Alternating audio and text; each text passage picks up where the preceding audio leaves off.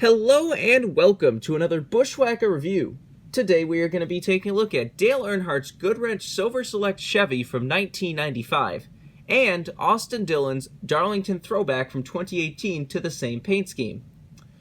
Now for the box, I'm just going to skip over Austin Dillon's box. It is of course just the regular Darlington Throwback box you've seen before. They've made a total of 601 of them. But the box you see in front of you is of course for the Dale Earnhardt release.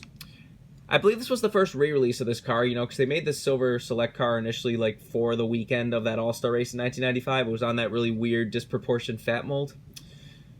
But this is the first re-release on the actual good mold. As you can see, it does have a different box that you would expect from Elites.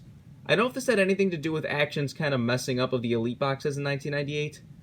So if you don't know, that year they, ran out of boxes halfway through the year. You had a bunch of Elites coming in only styrofoam to people, or sometimes generic boxes like this. That's my only guess, unless they just really wanted this to be a special box. I don't know. Not a bad looking box. Got some red and some metallic gold. It says Action Racing Collectibles Club of America. Made a total of 20,000 of these things. There's the NASCAR 50th anniversary logo, and the rest of the box is exactly what you'd expect it to be. But here we have the cars themselves. Just a fantastic throwback idea by the whole RCR group. And it came out perfectly. These two cars look fantastic together. And as you know on this channel that I am a sucker for metallic colors, but why don't we just hop right into the review? We'll of course start with Dale Earnhardt's original Quicksilver, Silver Select, whatever you want to call it, car. And as you can see, it is a very, very nice paint scheme, and both of them do have that metallic silver that you would hope for on a car like this. This car is definitely considered to some people as the first special paint scheme, especially for the All-Star race. I mean, there were definitely special paint schemes before this point, but this is the first kind of just random out of nowhere one that they did for the All-Star race. It was definitely popular back then, and is of course popular today, based on the fact that a lot of people wanted this diecast. Basically just a reverse of Dale Earnhardt's regular Goodwrench car. The regular car was black with a silver trim around the bottom, where this one is silver with a black trim around the bottom. A couple other people have thrown back to this car by now, like Robbie Gordon in the All-Star race in 2003 or 4 ran one. Ryan Newman sort of ran one a few years ago, but it was changed so much it didn't even look like it and was not good looking at all. Most people forgot about it even existing, which shows something, but whatever.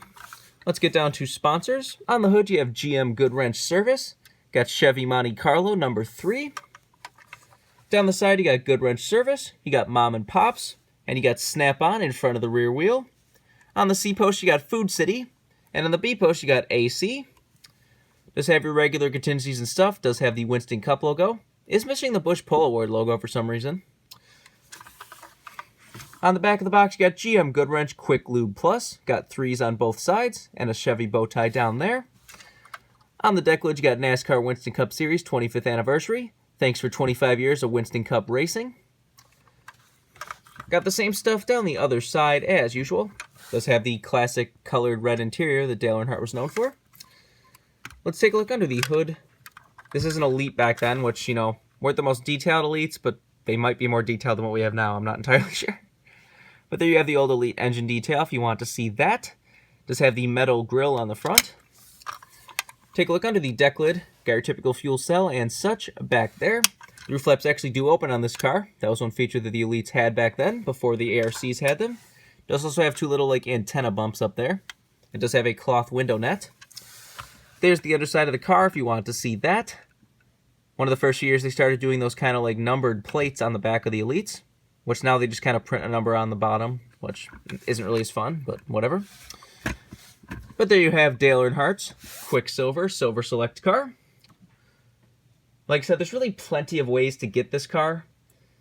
It got released, this time in 1998, then it got re-released again in 2003, I believe it was. This is probably one of the most produced diecast ever.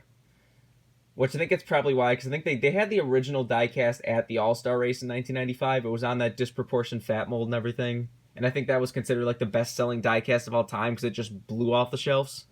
So it was no surprise that they eventually did re-release it a few times. Which I'm glad they re-released it, because like I said, the first one was on that crappy, fat, disproportioned mold. So if they never made another one, we would have just had that one to go off of, instead of a nice, accurate body mold like this one. But that's enough of Dale Earnhardt's car.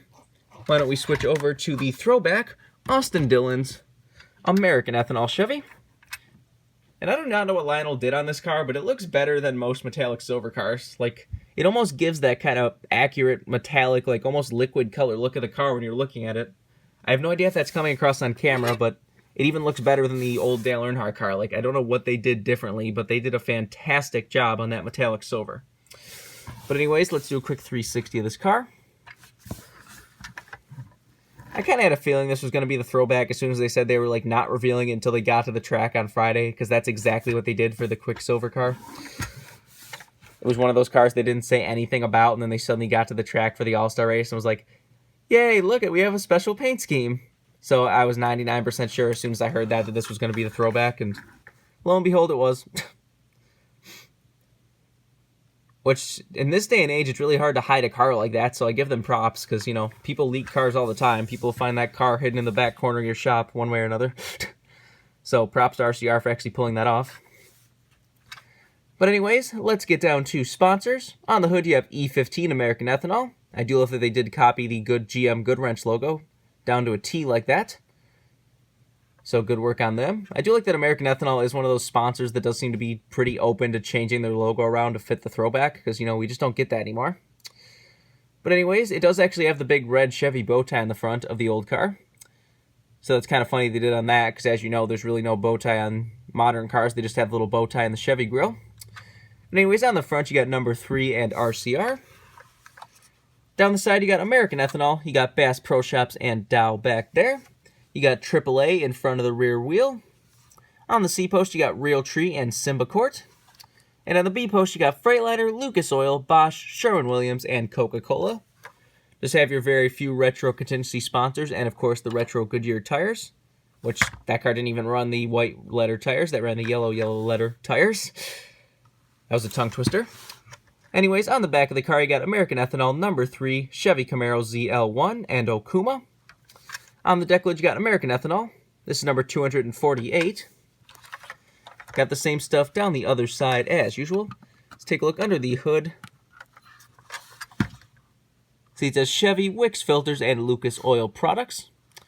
There's the engine detail if you want to see that. Obviously no deck lid on these new ARCs, but of course the roof flaps do still open. And there's the underside of the car if you want to see that. If you want one of these, it is, of course, a brand new release that you can get right now. I would not be surprised if this car gets rare. You know, if you're not aware, people like Dale Earnhardt, so a nice, good throwback to him is definitely going to be a popular one.